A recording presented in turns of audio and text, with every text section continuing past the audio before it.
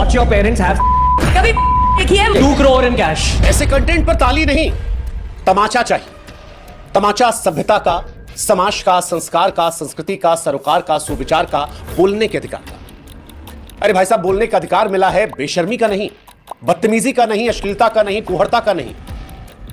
मतलब काले कमरे में काला पर्दा लगाकर अगर आप गाली देते हैं तो वो डार्क कॉमेडी नहीं है। डार्क कॉमेडी के नाम पर माता पिता के बारे में छिछली गंदी बातें करना, उनके प्राइवेट पार्ट्स का जिक्र करना, पैसा कमा लिया तो किसी को पैसे का लालच देकर कहना कि 2 करोड़ दूंगा आके मेरा। बात की शुरुआत से लेकर बात के अंत तक अनगिनत बार मां बहन की गालियां देना, यह कॉमेडी नहीं हो सकती। स्पष्ट शब्दों में कहें तो यह नीचता की पराकाष्ठा है, या सीधे सीधे कहें तो खराब परवरिश का नतीजा। बुरा लग सकता है पर लगना चाहिए। अब जो किया है उसका कुछ तो आएगा, और सही कहते हैं अति का अंत निश्चित होता है। वरना जिस देश में क्रिकेट और कोविड को छोड़कर बिरले कोई ऐसा मुद्दा हो जिसमें हर उम्र, हर धर्म, हर वर्ग का आदमी एक सुर में सुर मिलाए, उस देश में आज पूरा देश एक साथ कह रहा है शट अप। इन सबको कह रहा है, ये जो काला पर्दा लगाकर काले कमरे में गाली दे देकर डार्क ह्यूमर का जिक्र कर रहे हैं और ही कर रहे हैं, उनको समूचा देश कह रहा है शट अप। आप नजर उठाकर देख लीजिए, चाहे महाराष्ट्र का पक्ष विपक्ष हो, दिल्ली में बैठे नेता, किसान नेता, महिला आयोग, सोशल मीडिया पर लोग, या हम जैसे आम, आज हर कोई कह रहा है इन पर कार्रवाई हो। इन 3 चेहरों को आपने कई बार देखा होगा। कहने को तीनों कंटेंट क्रिएटर है, इन्फ्लुएंसर है, मिलियंस में फॉलोअर है, नामी है, पैसा छापा है, लेकिन अब ये तीनों बदनाम है।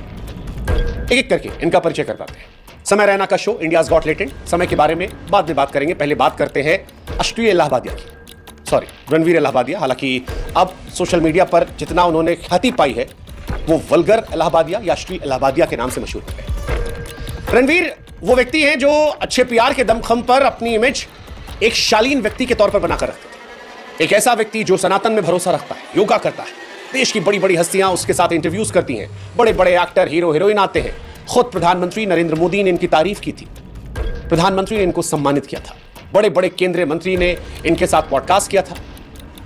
लेकिन अच्छे पीआर के दमखम पर बनाई एक झूठी इमेज खत्म हो जाती है। समय रैना के शो में इनका सारा काला चिट्ठा दुनिया के सामने आ जाता है। खुलकर सामने आता है कि यह आदमी अंदर से कितनी घिनौनी सोच रहा है, इस आदमी के भीतर कितनी अश्लीलता भरी है, इस आदमी के दिमाग में शर्म, हया सब मानो घोट कर पी चुका है। एक कंटेस्टेंट से यह व्यक्ति सवाल करता है कि क्या वो अपने मां बाप को करते देखते हैं।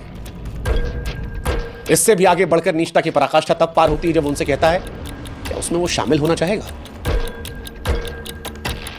सुनकर घिन आ रही है, लेकिन ये हुआ है। हालांकि आपको यह भी जानकर हैरानी होगी कि गंदगी से लबरेज ये सवाल, इसका लोगो जो वो बियर वाला लोगो है, उसकी तरह एक विदेशी सोच चोरी था। जिस शो से इसने सवाल चोरी किया था उसी शो से इसने लोगों का स्टाइल भी चोरी किया था। लेकिन रणवीर की गंदगी सिर्फ यही खत्म नहीं होती है। इस शो में अंदर का जो छिछला इंसान है वो और निकल कर आता है। वो जो पीआर की इमेज थी वो दूर हट जाती है, और कूल बनने के चक्कर में, या कहे कि असलियत जो है वो तब निकल कर आती है जब ये व्यक्ति एक व्यक्ति से कहता है कि मैं तुम्हें 2 करोड़ रुपए दूंगा। यकीन मानिए इसके बाद की जो बात है वो मुझे बताने में शर्म आ रही है, लेकिन ये व्यक्ति चौड़ा करके एक कंटेस्टेंट को ऑफर देता कि तुम मेरा करोगे, मैं तुम्हें 2 करोड़ दूंगा। कहता हाँ इसी वक्त 2 करोड़ दूंगा। और अगल बगल वाले हा यूपीआई कहां पर है, हम देते हैं। दुनिया जानती है कि रणवीर इलाहाबादिया ने ईमानदारी, शालीनता का चोला ओढ़कर मिलियन फॉलोअर जुटाए, इन फॉलोअर्स की वजह से करोड़ों रुपए कमाए। पैसे इसके हैं, जहां मर्जी चाहे खर्च करें, लेकिन खर्च करने का यह तरीका, यकीन मानिए आज प्रधानमंत्री नरेंद्र मोदी भी अगर रणवीर के इस वीडियो को देख रहे होंगे तो असहज हो रहे होंगे, सोच रहे होंगे किसके साथ फोटो खिंचवाएं। रणवीर की माताजी, उन्होंने एक पॉडकास्ट में कहा कि वैसे मां बाप का जिक्र करना सही बात नहीं है, मैं खुद इस बात को लेकर इनकी माताजी से क्षमा प्रार्थी हूं, लेकिन क्योंकि इन्होंने अपने माता पिता का जिक्र करते ही अपने अंदर के असली इंसान का परिचय दिया है, इसलिए इनकी माताजी की बात को कोट कर ले रहा हूं। रणवीर इलाहाबादिया की माताजी ने एक पॉडकास्ट में बताया कि उन्होंने अपने बेटे को बड़े अच्छे संस्कार दिए, अच्छे सरोकार दिए, अच्छी परवरिश की है। आज माताजी से हम सवाल पूछना चाहते हैं कि जिस संस्कार का जिक्र आप कर रही थी, क्या वो ये संस्कार था, ये सरोकार था, ये परवरिश थी? क्या किसी भी सभ्य परिवार के मां बाप ये सोच सकते हैं कि उनका बच्चा ऐसा सवाल करे? ये करने की कल्पना करें।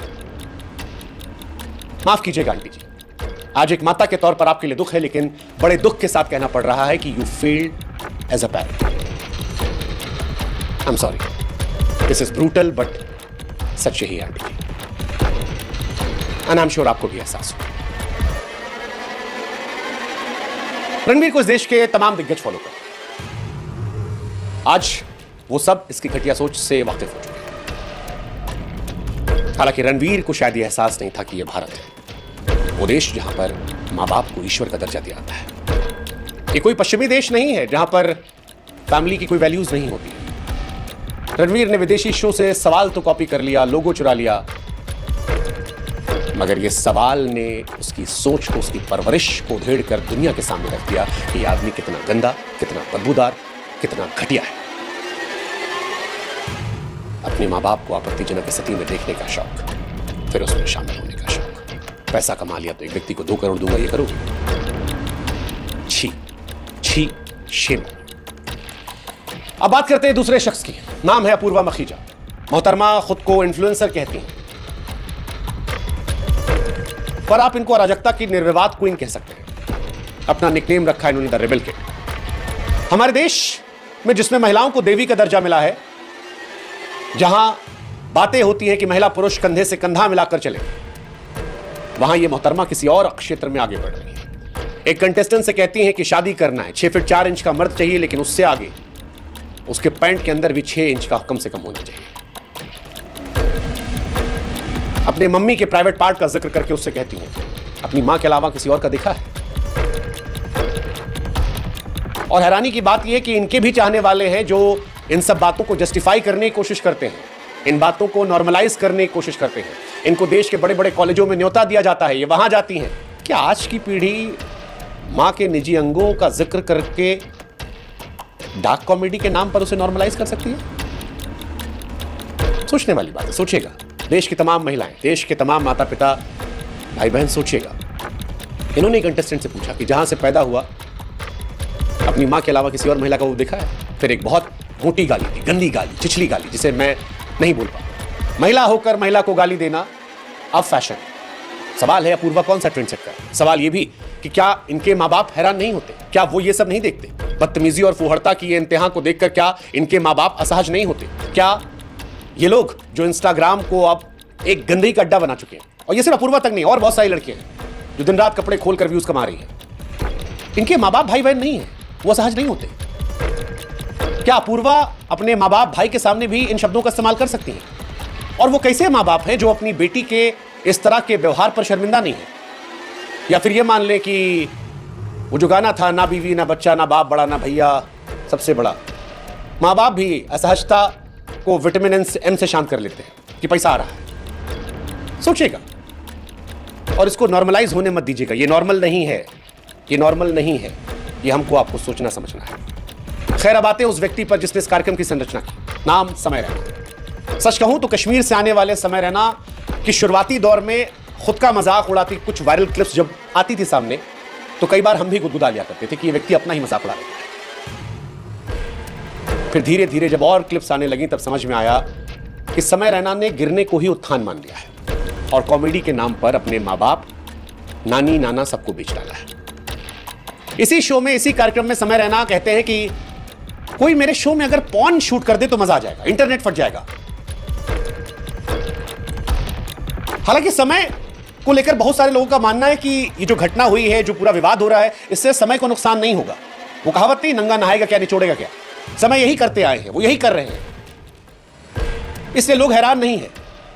लेकिन आपको यह बात जानकर हैरानी देगी कि समय रैना के पिता राजेश रैना जी इस देश के प्रतिष्ठित पत्रकार हैं। उनके पढ़ाए सिखाए बहुत सारे लड़के आज देश के बड़े बड़े चैनलों में बड़े पत्रकार हैं। लोकतंत्र के चौथे स्तंभ रहने वाले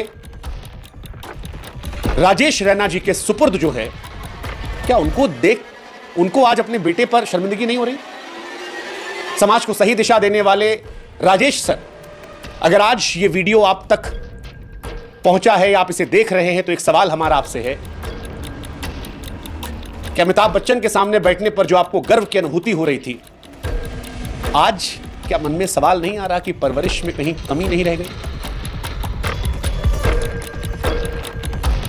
आपका बेटा जैसा है ना सर, वैसा कोई भी बाप अपने बेटे को नहीं बनाना चाहता। हो सकता है आपके घर में ज्यादा पैसा आ रहा हो सकता है अब आपकी पहचान बदल गई हो, बेटे के नाम से पहचाने जा रहे हो, लेकिन अगर गिरने को उत्थान आप भी समझ लेंगे सर, तो फिर तो हो जाए। क्या इन वीडियोस को देखकर आप असहज नहीं होते? आपने भी सब्सक्राइब किया है? काले पर्दे, काली उसमें मां बहन की गालियां, क्योंकि जिनसे हमने आपके बारे में पूछा वो आपको एक सभ्य व्यक्ति बताते हैं, आपकी इज्जत करते हैं, सम्मान करते हैं, और इसीलिए हमारे मन में सवाल आया, कैसे? बेटे के मुंह से बगैर गाली कोई शब्द नहीं निकलती सर। बहन की गाली तो तकिया कलाम है। जब पढ़ने लगे तो पता लगा कि स्टैंड अप कॉमेडी के डेज से ही हर एक्ट में हजारों गालियां थी। फिर गालियों का नया अड्डा खोला, नाम दिया इंडियाज गॉट लेटेड। शो की थीम ही गाली है। जो जितना गाली देगा, जितना नंगाई करेगा, जितना फूहड़ता को पार करेगा, उतनी ज्यादा उसको प्रसिद्धि मिलेगी। मतलब गाली भी छोटी मोटी नहीं।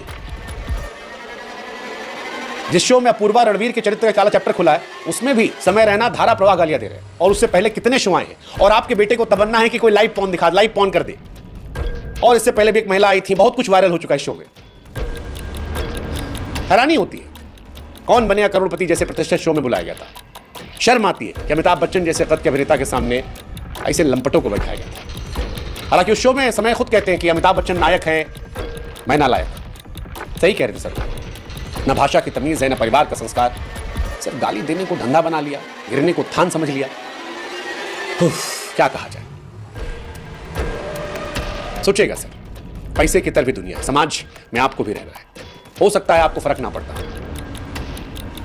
लेकिन यह सोचे कर दीजिएगा कि आपको फर्क नहीं पड़ता, बहुत मां बाप होंगे जिनके बच्चे ऐसे बन जाएंगे, उनको फर्क पड़ेगा। आपकी आजादी आपको मुबारक, लेकिन ये किसी और के दुख का कारण ना बने, इसलिए कम से कम एक बार अपने बेटे से संवाद करना चाहिए। बाकी आप खैर, इन तीनों ने अपने शो में सभ्यता की नत उतार ली। मुझे नहीं मालूम कि इनकी अश्लीलता पर कौन कौन कहां ठहाके मार रहा है, मगर इतना जरूर है कि अश्लीलता देश के एक बड़े वर्ग को रास नहीं आई। महाराष्ट्र सरकार के कई मंत्रियों और नेताओं ने इस पर सवाल खड़े किए। खुद महाराष्ट्र के मुख्यमंत्री देवेंद्र फडणवीस ने कहा कि व्यक्ति के भी नियम है, अगर कोई उसे पार करेगा तो कार्रवाई होगी। इन पर मामला भी दर्ज किया गया है। उधर आक्रोश की आग फैलने के बीच जब विरोध के तीर निकलने लगे और जब लगने लगा कि भैया करियर दांव पर है, कार्रवाई हो सकती है, फजीयत हो रही है, सोशल मीडिया पर लोग गाली दे रहे हैं, इनको उल्टा जाके आईना दिखा रहे हैं, अनफॉलो कर रहे हैं, मुख्यमंत्री ने बयान दे दिया है, महिला आयोग एक्टिव हो गई है, देश के अलग अलग राज्यों में एफआईआर हो रही है, तब रणवीर साहब सामने आते हैं और माफी मांग लेते हैं। लेकिन फिर वही बात, माफी कब मांगी? मुख्यमंत्री के बयान के बाद, महिला आयोग की शिकायत के बाद, सोशल मीडिया पर लानत मलानत के बाद। वरना इन्होंने भी अपना कमेंट सेक्शन बंद करके बचने की पूरी कोशिश की थी। इसीलिए हमको लगता है कि जो किसी ने कहा था कि forced apology is never from the heart. बाकी कानून अपने हिसाब से काम करेगा। समाज के तौर पर माफ करना है, नहीं करना है, वो आपका अधिकार है, उसमें हमारा कोई हस्तक्षेप नहीं है, इसलिए वो फैसला हम आप पर छोड़ते हैं। लेकिन जरूरी जो है वो ये कि इस तरह की अश्लीलता पर रोक लगे। बहुत जरूरी है ऐसी कठोर कार्रवाई हो कि कोई भी ऐरा गैरा नथु खैरा सोशल मीडिया पर ऐसी गंदगी फैलाकर उसे नॉर्मलाइज करने की कोशिश करने के पहले 50 बार सोचे। ये जरूरी है। अपने लेना सही, अपनी आने वाली पीढ़ियों के लिए जरूर सोचेगा, ये सोचेगा।